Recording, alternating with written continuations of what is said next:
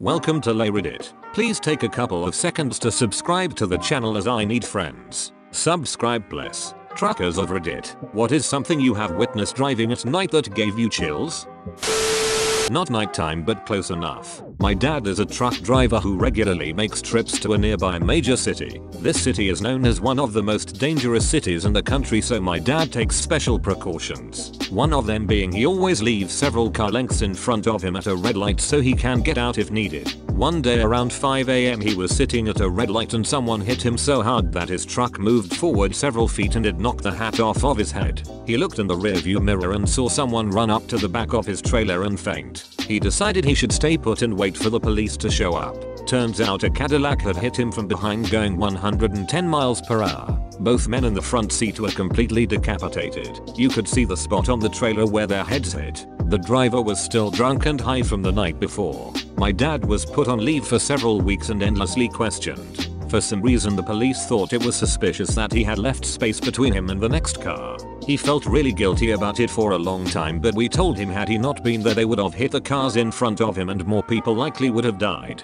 I was a kid when this happened and he never let me ride along with him again. I almost died in a situation like this. 4-lane highway with a median. We were headed south, and a truck was pulling out of a gas station from the west across the median and turned to go north. We barely missed going under, caught the back tire at 65 miles per hour and jackknifed off. Had we not hydroplaned slightly when slamming on the brakes we would have gone right under and lost the upper part of our torsos. Bad wreck still. Multiple surgeries. Large lawsuit. Not fun. Someone rear-ended him and the cops were suspicious of him. They thought he slammed on his brakes on purpose. That doesn't even make any sense. Who ran up behind him and fainted? In my country, the vehicle from behind take full responsibility to keep a safe distance. So even if the driver in front slammed his brake on purpose, it isn't his fault. Theoretically, slamming on your brakes for no reason is reckless and would put you at least partially at fault, regardless of how close the cars were behind you. In the US, that's not my understanding of the laws at all. It doesn't matter what the car in front of you does. You are always supposed to be driving defensively and leaving enough space in front of you to safely stop. If you hit them, unless there is a witness who can say that the driver in front clearly did something intentionally to make you hit them, you are at fault. Even then, it would be very hard to prove you weren't.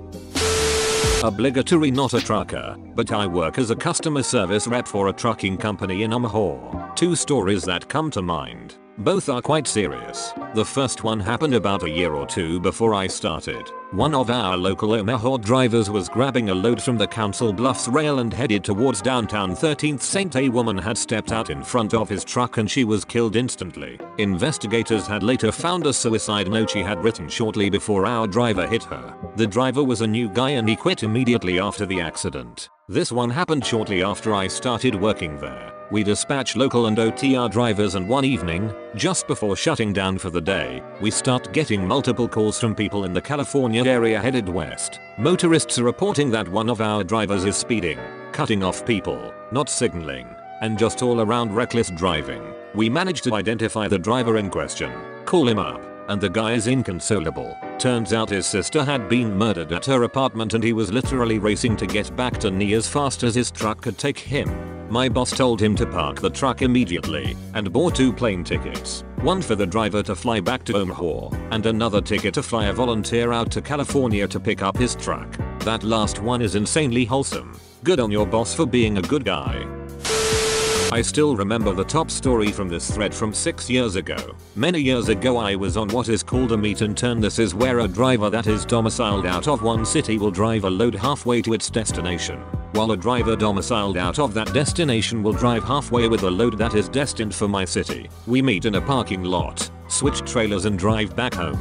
I had been on this run for a few months and found that I always got to the meet point about an hour before the other driver. It was a dark and empty dirt lot at about 3 AM. So I would stretch out across the seat and take a short nap.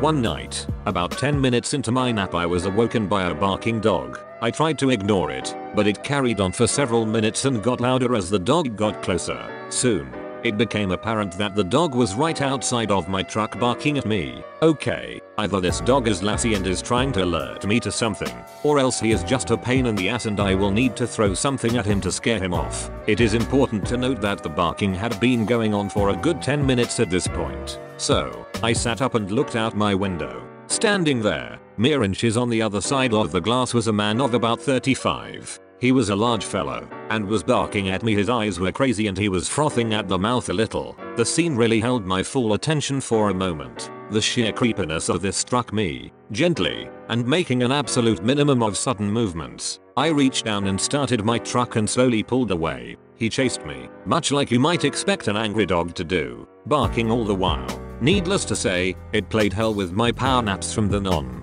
What the duck? Meth is a hell of a drug. Honestly sounds like the dude just had rabies. Patient 0. 2 weeks after the first infection. It doesn't really. Rabies makes you aggressive because of phobia and pain. It doesn't make you a lunatic who barks at trucks. Thank you for watching. Got a similar story? Share it in the comments below. And don't forget to subscribe to AskReddit for more daily Reddit goodness. Subscribe bless.